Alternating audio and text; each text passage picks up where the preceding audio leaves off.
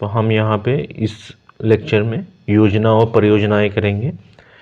तो जैसा कि मैंने पहले पिछले लेक्चर में एक्सरसाइज और ऑपरेशंस किए थे, इस लेक्चर में योजना और परियोजना करेंगे। घटना सार का वीडियो है ये, और घटना सार ये जो फरवरी से जुलाई तक की है उसका वीडियो है, ठीक है। तो उसकी जो योजनाएं और परियोजनाएं जो कि क्वेश्चंस आते हैं यूपीपीसीएस और आरओ में, दोनों में देखने को मिलेंगे। तो इसको हम जल्दी से कवर करते हैं, जो प्रमुख प्रमुख योजनाएं हैं।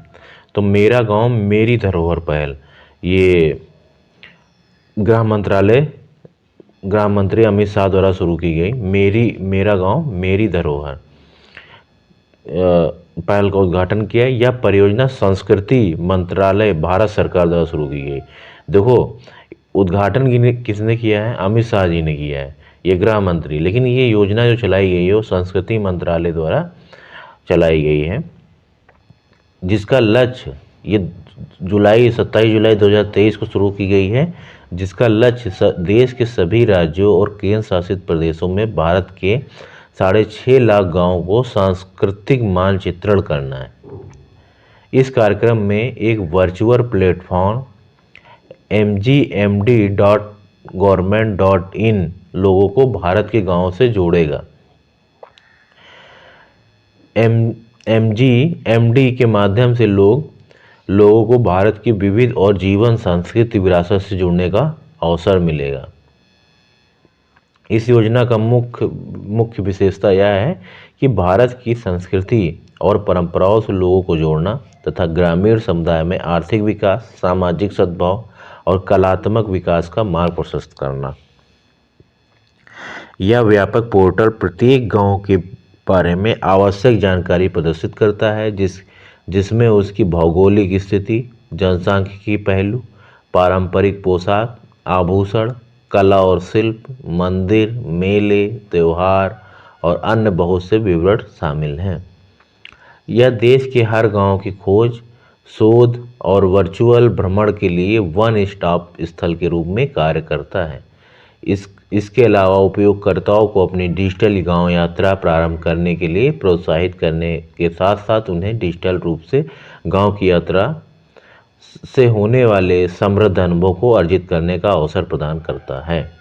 तो हमने देखी कौन सी योजना? पहली हमने देखी मेरा गांव मेरी धरोहर परियोजना, जो कि अमित शाह द्वारा शुरू की गई है, अमित शाह जी द्वारा।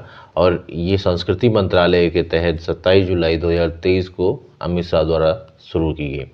और इसी गांव में टूरिज्म को बढ़ाने के लिए, गांव में पर्यटन को बढ़ाने के लिए mgmd.government.in के माध्यम से इसको बढ़ावा दिया गया है। तो और दूसरी, इसके बाद हम देखते हैं उड़ान 5.1 योजना, क्षेत्रीय कनेक्टिविटी योजना है ये, ठीक है। उड़ान 5.1 उड़े देश का आम नागरिक। तो उड़ान के 4 सफल चरणों के बाद नागरिक उड्डयन मंत्रालय ने देश के दूर दराज के क्षेत्रों में कनेक्टिविटी को और बढ़ाने और हेलीकॉप्टर के माध्यम से अंतिम मील कनेक्टिविटी को हासिल करने के लिए मई 2023 में उड़ान 5.1 लॉन्च किया गया है। ऑपरेटरों के लिए परिचालन के दायरे में वृद्धि, जिसमें अब उन मार्गों की अनुमति देगी योजना जहां मूल या गंतव्य स्थानों में से एक प्राथमिकता क्षेत्र में है। पहले दोनों बिंदुओं को प्राथमिकता वाले क्षेत्रों में होना था। योजना के अंतर्गत यात्रियों के लिए हेलीकॉप्टर में उड़ान को और अधिक किफ़ायती बनाने के लिए हवाई किराया सीमा से 25% तक कमी की गई है। आवंटित मार्गों के संचालन के लिए वित्तीय व्यवहार्यता बढ़ाने हेतु एकल और जुड़वा इंजन वाले हेलीकॉप्टरों के ऑपरेटरों के लिए व्यवहार्यता गैपिंग फंडिंग कैप में काफ़ी वृद्धि की गई है। योजना के पिछले चरण में 46 हेलीकॉप्टर मार्ग पहले ही चालू हो चुके हैं, जिसमें पहाड़ी और उत्तर पूर्वी राज्यों को लाभ हुआ है। वर्तमान दौर का लक्ष्य हवाई कनेक्टिविटी की पहुंच का विस्तार करते हुए और बड़ी संख्या में मार्गों को कवर करना है। उड़ान उड़े देश का आम नागरिक क्षेत्रीय विमानन बाजार को विकसित करने की एक अभिनव योजना है। यह योजना टियर 2 और टियर 3 शहरों में उन्नत विमानन बुनियादी ढांचे और हवाई कनेक्टिविटी के साथ आम नागरिक की आकांक्षाओं को पूरा करने के उद्देश्य से अक्टूबर 2016 में शुरू की गई। ये जो उड़ान योजना शुरू की गई थी, ये अक्टूबर 2016 में शुरू की गई थी, जिसका 5.1 4 चरण इसके हो चुके हैं, 5वां चरण शुरू किया गया है। उड़ान योजना वर्तमान हवाई पट्टियों और हवाई अड्डों के पुनरुद्धार के माध्यम से देश के गैर सेवित और कम सेवित हवाई अड्डों को कनेक्टिविटी प्रदान करने की परिकल्पना की गई है। व्यसन मुक्त अमृत फल, ठीक है। हाल ही में बाल अधिकार संरक्षण आयोग द्वारा राष्ट्रीय अभियान व्यसन मुक्त अमृत काल शुरू किया गया। इस अभियान का उद्देश्य भारत के बच्चों को तंबाकू और नशीले पदार्थों से मुक्त करना है। बाल अधिकार संरक्षण आयोग द्वारा ये शुरू किया गया है। इसमें जो इसका मेन काम है, ये तंबाकू और नशीले पदार्थों से बच्चों को दूर करना। इस वर्ष तंबाकू निषेध दिवस जो 31 मई को मनाया जाता है, हमें भोजन की ज़रूरत है तंबाकू की नहीं, उसका थीम ये है तंबाकू निषेध दिवस का। सागर समृद्धि योजना, तो बंदरगाह, जहाजरानी और जलमार्ग मंत्रालय द्वारा हाल ही में सागर समृद्धि योजना लॉन्च की गई। यह एक ऑनलाइन ड्रेजिंग निगरानी प्रणाली है जिसका उद्देश्य बंदरगाह, जहाजरानी और जलमार्ग मंत्रालय की अपशिष्ट से धन पहल में तेजी लाना है। इस प्रणाली को मिनिस्ट्री ऑफ जो ये जहाज बंदरगाह पोर्ट, मिनिस्ट्री ऑफ पोर्ट और जलमार्ग मंत्रालय है ना, वाटरवे मंत्रालय की तकनीकी शाखा national technology centre for ports, waterways and coast द्वारा विकसित किया गया है। सूक्ष्म एवं लघु उद्यमों के लिए क्रेडिट गारंटी निधि ट्रस्ट योजना, केंद्रीय लघु कुटीर और मध्यम उपक्रम मंत्री नारायण राणे ने 27 जुलाई 2023 को मुंबई में सूक्ष्म एवं लघु उद्यमों के लिए क्रेडिट गारंटी निधि ट्रस्ट योजना को लॉन्च किया। योजना में किए गए संशोधनों में न्यूनतम गारंटी शुल्क को केवल 0.37% तक प्रतिवर्ष के स्तर पर लाते हुए 1 करोड़ रुपए तक की ऋण गारंटी हेतु गारंटी शुल्क में 50% तक की कमी की गई तथा साथ ही गारंटी शुल्क की सीमा 2 करोड़ से बढ़ाकर 5 करोड़ कर दी गई। कानूनी कार्रवाई किए बिना दावा निपटान के लिए सीमा को बढ़ाकर 10 लाख कर दिया गया। केंद्रीय बजट 2023-24 में इस योजना के लिए 9,000 करोड़ रुपए का आवंटन किया गया है। आयुष्मान भव, केंद्रीय स्वास्थ्य मंत्रालय द्वारा आखिरी छोर पर मौजूद व्यक्तियों समेत हर वांछित लाभार्थी तक सभी सरकारी स्वास्थ्य योजनाओं को यथासंभव आपूर्ति सुनिश्चित कराने के लिए आयुष्मान भव नामक कार्यक्रम शुरू करने की योजना है।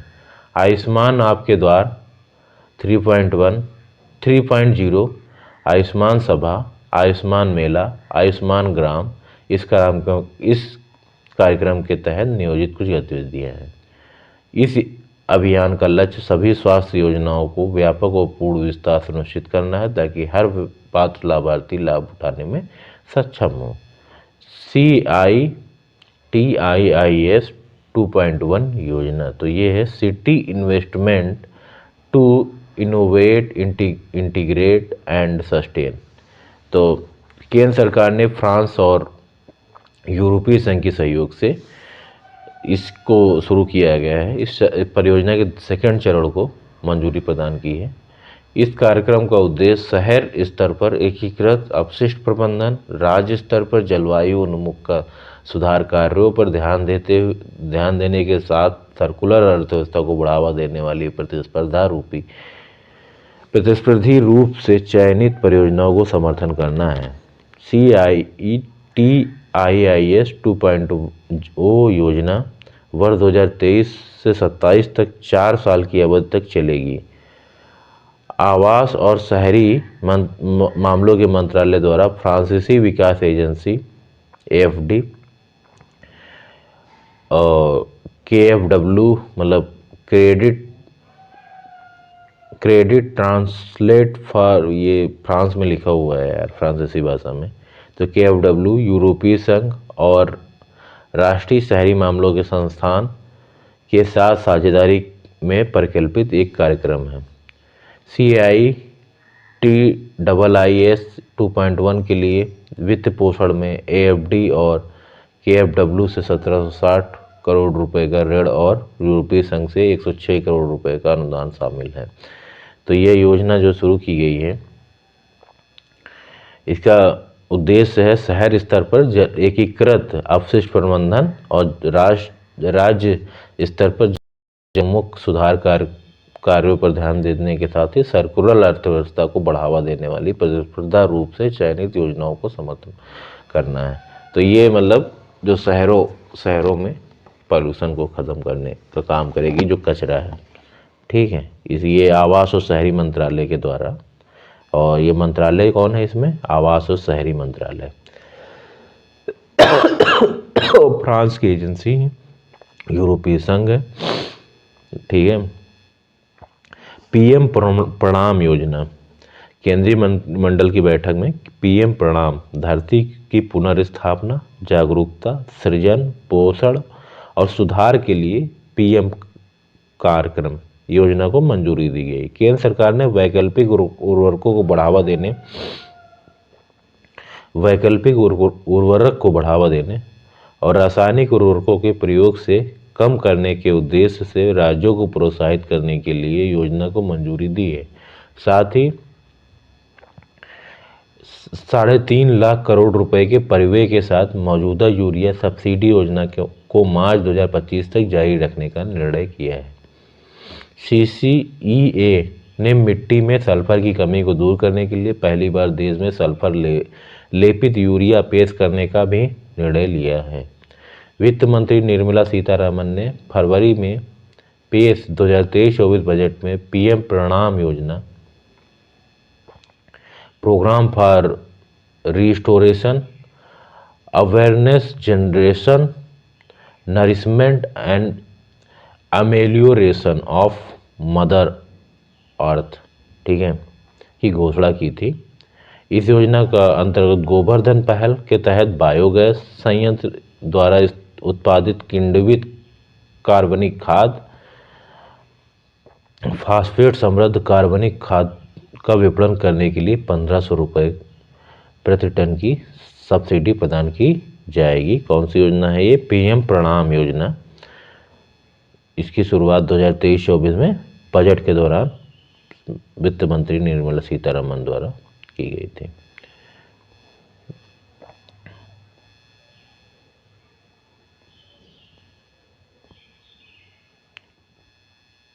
चलिए नेक्स्ट योजना देखते हैं, मिशन महिर, ठीक है। यह बिजली मंत्रालय और नवीन और नवीकरणीय ऊर्जा मंत्रालय ने संयुक्त रूप से मिशन महिर को लॉन्च किया है। बिजली मंत्रालय और ऊर्जा मंत्रालय और जो ये तुम्हारा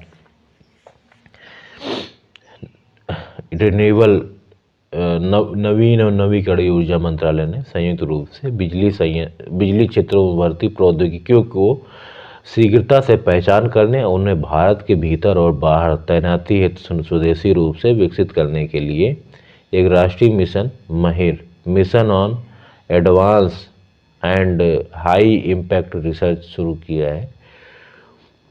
वर्ष 2023 से 28 तक 5 वर्षों की प्रारंभिक अवधि के लिए चलने वाली महिर विचार से उत्पादक तक एक प्रौद्योगिकी जीवन चक्र दृष्टिकोण का पालन करेगी। यह mission IIT, IIM, NIT, IISER और विश्वविद्यालयों जैसे प्रमुख संस्थानों के साथ जुड़ जाएगा, जबकि बिजली क्षेत्रों में स्टार्टअप और स्थापित उद्योगों के साथ भी काम करेगा, ठीक है। नेक्स्ट देखते हैं, नमो शेतकारी महासम्मान योजना। महाराष्ट्र सरकार ने किसानों के लिए एक नई योजना नमो शेतकारी महासम्मान योजना शुरू की है, जिसके अंतर्गत राज्य के 1 करोड़ से अधिक किसानों को प्रतिवर्ष 6,000 रुपये दिए जाएंगे। नमो शेतकारी महासम्मान योजना। नमो शेतकारी महासम्मान योजना को 30 मई 2023 को मुंबई में इसको लॉन्च किया गया है। एकनाथ शिंदे द्वारा मुख्यमंत्री हैं।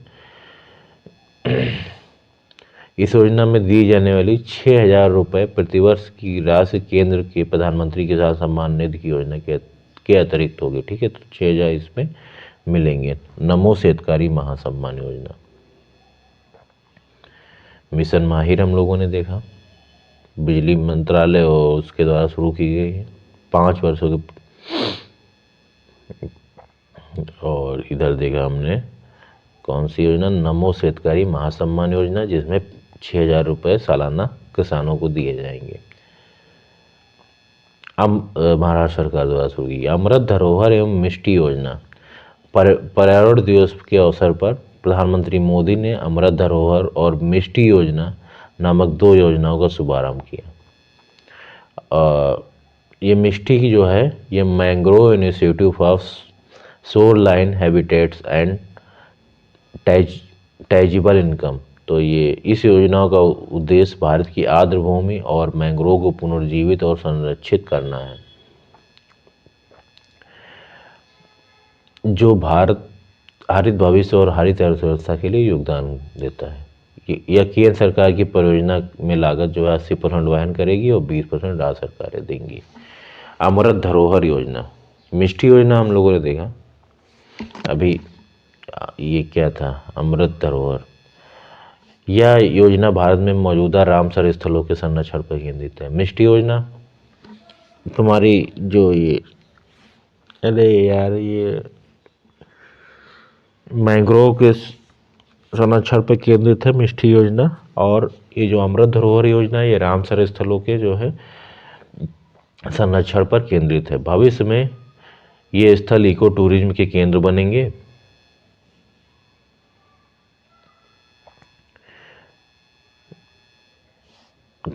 योजना का उद्देश्य सतत पारिस्थितिकी तंत्र विकसित करना, जिसे अगले 3 वर्षों में लागू किया जाएगा। मिष्टी योजना का भी हमने देखा है। तटरेखा के आवास और मूर्त आय के लिए मैंग्रोव पहल। इस योजना का उद्देश्य 9 राज्यों में मैंग्रोव कवर को बहाली करना है। वित्तीय वर्ष 2024 से अगले 5 वर्षों में लगभग 540 वर्ग किलोमीटर क्षेत्र को 11 राज्यों और 2 वर्ग शासित प्रदेश में व्यापक रूप से विकसित किया जाएगा। Vibrant village program. गृह मंत्री अमित शाह ने इसको लॉन्च किया। अरुणाचल में चीन के सीमा से सटे किविथू में वाइब्रेंट विलेज प्रोग्राम को लॉन्च किया। इस अवसर पर गृह मंत्री ने स्वर्ण जयंती सीमा रोशनी कार्यक्रम के तहत 9 सूक्ष्म पन बिजली योजनाओं का भी उद्घाटन किया। स्वर्ण जयंती सीमा रोशनी कार्यक्रम के तहत 9 सूक्ष्म पन बिजली परियोजनाओं को शुभारंभ किया है। और ये सबसे बड़ी बात है, वाइब्रेंट विलेज प्रोग्राम जो है ये किविथू से लॉन्च किया गया है, जो चीन का गांव है। ये चीन के अरुणाचल में गांव है, चीन की सीमा से सटा हुआ। प्रधानमंत्री मोदी की अध्यक्षता में केंद्रीय मंत्रिमंडल की बैठक में 15 फरवरी 2023 को वित्तीय वर्ष 2022-23 में से 25-26 के लिए केंद्र प्रायोजित योजना वाइब्रेंट विलेज प्रोग्राम को मंजूरी प्रदान की गई। तो ये 22-23 से 25-26 3 सालों के लिए ये योजना चलाई गई है। वाइब्रेंट विलेज प्रोग्राम 22-23 से 25-26 के लिए। इसके तहत जो है इस कार्यक्रम का उद्देश्य 4 राज्यों और 1 केंद्र शासित प्रदेश के 19 जिलों में 46 सीमावर्ती ब्लॉकों के करीब 3,000 गांवों को विकसित करना है। जो ये राज्य, अगर हम राज्यों की बात करें, जो 4 राज्य हैं, एक अरुणाचल है, एक हिमाचल है, एक सिक्किम है, एक उत्तराखंड है, जो चीन से सीमा सटे हुए, इनमें ये लगाया गया वाइब्रेंट विलेज प्रोग्राम। और एक किविथू से लॉन्च किया गया है। ठीक है, अरुणाचल, हिमाचल, इन याद रखिएगा कौन कौन से गांव हैं, क्योंकि इसमें दे देगा कौन सा नहीं है। तो वो आपको कन्फ्यूजन हो जाएगा वहाँ पे एग्ज़ाम में। तो ये एक अरुणाचल है, हिमाचल है, सिक्किम है और उत्तराखंड है, और एक जो यूटी है तो वो लद्दाख है। तो जितने भी चीन से सीमा सटे हुए देश हैं उनमें ये वाइब्रेंट विलेज प्रोग्राम लॉन्च किया गया है। 4800 करोड़ इसकी लागत आई है, योजना के लिए आवंटित किए गए हैं। 2022 से 23 से 25-26 ये 3 साल का कार्यक्रम है। पहले चरण में व्यापक विकास के लिए 662 सीमावर्ती गांवों की पहचान की गई है। उत्तरी सीमा पर स्थित ब्लॉकों के गांवों का व्यापक विकास इस प्रकार चिन्हित सीमावर्ती गांवों में रहने वाले लोगों के जीवन की गुणवत्ता में सुधार, इससे लोगों के सीमावर्ती क्षेत्रों में अपने मूल स्थानों में रहने के लिए प्रोत्साहित करने में मदद मिलेगी। सुरक्षित शहर योजना। केंद्रीय गृह मंत्री अमित शाह ने बेंगलुरु कर्नाटक में सुरक्षित शहर योजना को शुभारंभ किया है। सेफ सिटी योजना 8 शहरों में ट्रायल के तौर पर लागू किया जा रहा है। 8 शहरों में भी ट्रायल के लिए ये लागू की जाएगी। इस पर जो है 667 करोड़ रुपए केंद्र सरकार दे रही है। इस परियोजना के लिए करीब 2840 करोड़ रुपए का बजट आवंटित किया गया है। परियोजना के पहले चरण में लगभग 4100 निगरानी कैमरे लगाए गए हैं और कैमरों से लैस 8 ड्रोन वाला सबसे आधुनिक कमांड सेंटर बेंगलुरु में स्थापित किया जाएगा। कमांड सेंटर जो है इसका बेंगलुरु में स्थापित किया जाएगा। इस परियोजना का उद्देश्य देश की पुलिस को दुनिया की में सर्वश्रेष्ठ बनाना है। यह योजना पुलिस के भविष्य को उभरती हुई सुरक्षा चुनौतियों का सामना करने के लिए तैयार करेगी। कौन सी योजना है? सुरक्षित शहर योजना। एमएसएमई प्रतिस्पर्धा। तो एमएसएमई प्रतिस्पर्धा योजना, तो इसको शुरू अगर किया गया है तो देखते हैं। तो लघु एवं सूक्ष्म मंत्रालय एमएसएमई मंत्री जो नारायण राणे द्वारा शुरू किया गया है मार्च 2023 को। और ये जो है एमएसएमई उद्यमों के लिए वैश्विक प्रतिस्पर्धात्मक रोड मैप प्रदान करने हेतु एमएसएमई प्रतिस्पर्धा योजना शुरू की गई। इसे लीन भी बोलते हैं। इस योजना का उद्देश्य गुणवत्ता, उत्पादन, प्रदर्शन और निर्माताओं के मानसिकता को बदलने तथा उन्हें विश्व स्तर के निर्माताओं में बदलने की क्षमता में सुधार करना है। इसका लक्ष्य क्या है? तो ग्राहकों को जब इसकी आवश्यकता हो और जितनी मात्रा में आवश्यकता हो एक दोष मुक्त उत्पाद या सेवा प्रदान करना। लीन मैन्युफैक्चरिंग के सिद्धांत हैं मूल्य पहचान, मूल्य श्रृंखला में चरणों का मानचित्रण प्रवाह सुनिश्चित करना, ग्राहक पूल स्थापित करना एवं पूर्णता हेतु प्रयास करना। लीन यात्रा के माध्यम से एमएसएमई बर्बादी को काफ़ी हद तक कम कर सकते हैं और उत्पाद को बढ़ा सकते हैं। फिर देखते हैं अटल इनोवेशन मिशन की शुरुआत। नीति आयोग ने या अटल टिंकरिंग लैब के बढ़ते पारिस्थितिकी तंत्र को मजबूत करने के लिए एक व्यापक स्वनिगरानी ढांचा एटीएल सारथी को 14 मार्च 2023 को लॉन्च किया है। एटीएल सारथी को लॉन्च किया है। अटल टिंकरिंग लैब के बढ़ते पारिस्थितिकी तंत्र को मजबूत करने के लिए एटीएल सारथी को लॉन्च किया है। अटल इनोवेशन मिशन युवा मन में जिज्ञासा, रचनात्मकता और कल्पना को बढ़ावा देने के लिए समूचे भारत के स्कूलों में एटीएल सारथी की स्थापना कर रहा है और कौशल जैसे कि design thinking mindset, computational thinking, adaptive learning, physical computing आदि को बढ़ावा दे रहा है। अब तक एआईएम ने अटल इनोवेशन मिशन ने अटल टिंकरिंग लैब स्थापित करने के लिए 10,000 स्कूलों को वित्त पोषित किया है। अटल टिंकरिंग लैब सारथी के 4 स्तंभ हैं। अटल टिंकरिंग लैब सारथी के 4 स्तंभ हैं जो नियमित प्रक्रिया में सुधार के माध्यम से एटीएल के प्रदर्शन में वृद्धि सुनिश्चित करेंगे, जैसे कि एक स्व रिपोर्टिंग डैशबोर्ड, जैसे माई एटीएल डैशबोर्ड के रूप में जाना जाता है। इसके अलावा 3 अन्य स्तंभ हैं। अनुपालन, मानक संचालन प्रक्रिया, स्कूलों में के लिए वित्त और गैर वित्तीय अनुपालन सुनिश्चित करना, क्लस्टर आधारित दृष्टिकोण, प्रासंगिक स्थानीय अधिकारियों के सहयोग से एटीएल को अपना ग्राउंड सक्षम बनाना, प्रदर्शन क्षमता मैट्रिक्स जो स्कूलों को उनके प्रदर्शन का विश्लेषण करने के लिए स्वामित्व प्रदान करता है। ये एटीएल सारथी के 4 स्तंभ हैं, ठीक है।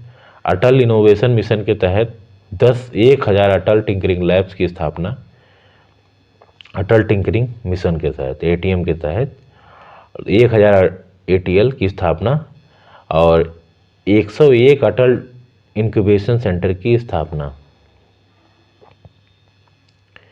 ये जो है 50 अटल सामुदायिक नवाचार केंद्र की स्थापना, अटल न्यू इंडिया चैलेंज के माध्यम से 200 स्टार्टअप को समर्थन आदि शामिल है। अटल टिंकरिंग लैब क्लस्टर का उद्देश्य सक्षम और निगरानी के लिए एक स्व-टिकाऊ मॉडल प्रदान करना। इसे अटल टिंकरिंग लैब्स और एक स्थानीय प्राधिकरण एक विशेष क्षेत्र में 20 से 30 एटीएल की क्लस्टर बनाने के लिए जमीन पर एक दूसरे के साथ मिलकर काम करते हैं। ये एटीएल प्रशिक्षण, सहायता, घटनाओं और संभावनाओं के माध्यम से एक दूसरे से सीख सकते हैं। एक पायलट प्रोजेक्ट के रूप में AIM अटल टिंकरिंग मिशन ने कर्नाटक और गुजरात जैसे क्षेत्रों में विभिन्न सहयोगी के साथ एटीएल सारथी को क्रियान्वित किया है। तो हम लोगों ने कौन कौन सी योजनाएं देखी, हम लोग जल्दी से देख लेते हैं कौन कौन सी योजनाओं को हम लोगों ने पढ़ा है। तो अटल टिंकरिंग मिशन जो कि नीति आयोग द्वारा शुरू किया गया है, इसके तहत अटल एटीएल सारथी को लॉन्च किया गया है नीति आयोग ने, इसको अटल टिंकरिंग लैब्स को मजबूत करने के लिए, जो कि 10,000 स्कूलों में चलाया जा रहा है। इसके अलावा हम लोगों ने पढ़ा MSME प्रतिस्पर्धा योजना, जो कि श्री नारायण राणे जो कि MSME मंत्री हैं उनके द्वारा शुरू किया गया है MSME को बढ़ावा देने के लिए।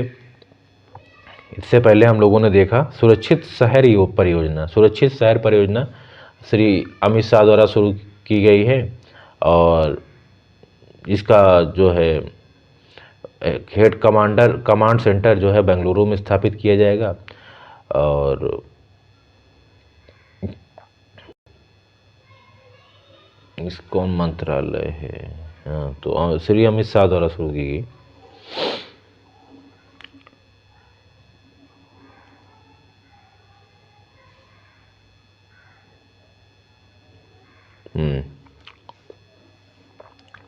पिछला है वाइब्रेंट विलेज प्रोग्राम, तो इसको शुरू किया नहीं, हाँ, वाइब्रेंट विलेज प्रोग्राम ये भी श्री अमित शाह द्वारा शुरू की गई है, किबिथु जो अरुणाचल प्रदेश है वहाँ से। और इसके अलावा इसमें शुरू किया गया स्वर्ण जयंती सीमा रोशनी कार्यक्रम के तहत 9 सूक्ष्म पन बिजली परियोजना का स्वर्ण जयंती सीमा बिजली कार्यक्रम के तहत 9 पन बिजली परियोजनाओं को मंजूरी प्रदान दी है अमित शाह जी ने। और वाइब्रेंट विलेज प्रोग्राम के तहत जो है 4 स्टेट और 1 यूटी को शामिल किया गया है। तो 4 स्टेट कौन कौन से हैं इसको भी देख लीजिए। 4 स्टेट हैं तुम्हारे, पहला अरुणाचल है, दूसरा सिक्किम, तीसरा उत्तराखंड, चौथा हिमाचल और 1 यूटी तो तुम्हारा लद्दाख, जहाँ पे ये जहाँ के गाँवों को विकसित कर रहा है, लगभग 600 कुछ गाँव को विकसित करने की योजना है इसके तहत। इसके अलावा मिष्टी परियोजना जो कि तुम्हारे मैंग्रोव को विकसित करेगी 9 राज्यों में, ठीक है। और फिर अमृत धरोहर योजना, ये रामसर स्थलों को संरक्षण करेगी। इसमें करीब 662 सीमावर्ती गांवों की पहचान की गई है, जहां पे वाइब्रेंट विलेज प्रोग्राम। नमो शेतकारी महासम्मान योजना, तो नमो शेतकारी महासम्मान योजना महाराष्ट्र सरकार द्वारा 6,000 किसानों को 6,000 रुपये वार्षिक देगी, केंद्र सरकार जो देती है। उसके अलावा माहिर परियोजना, तो माहिर परियोजना जो है लॉन्च की गई है बिजली मंत्रालय और नवीकरणीय ऊर्जा मंत्रालय ने इसको लॉन्च किया है। Mission on advance and high impact research जो है, अगर इसका या mission IIT, IIM, NIT, CR और विश्वविद्यालयों जैसे प्रमुख संस्थानों से जुड़ जाएगा, जबकि बिजली क्षेत्र में स्टार्टअप और उद्योगों के साथ भी काम करेगा। ठीक है, माहिर परियोजना। और इससे पहले हम लोगों ने देखा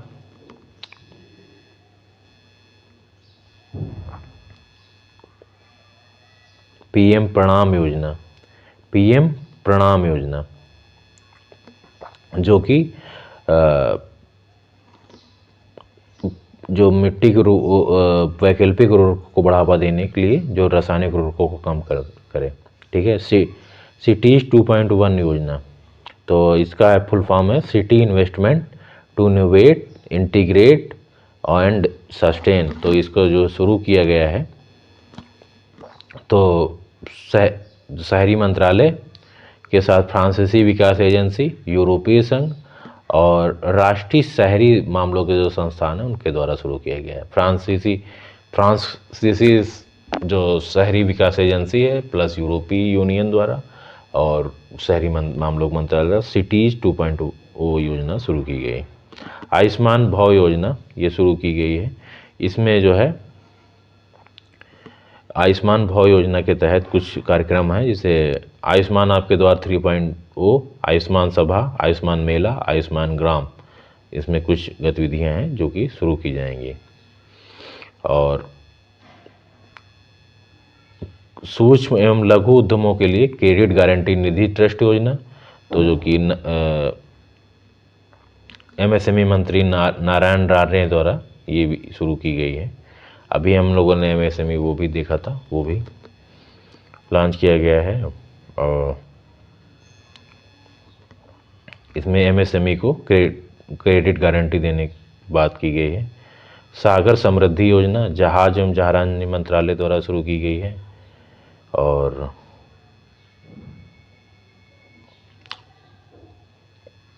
जहाज एवं जहाजरानी मंत्रालय द्वारा शुरू की गई।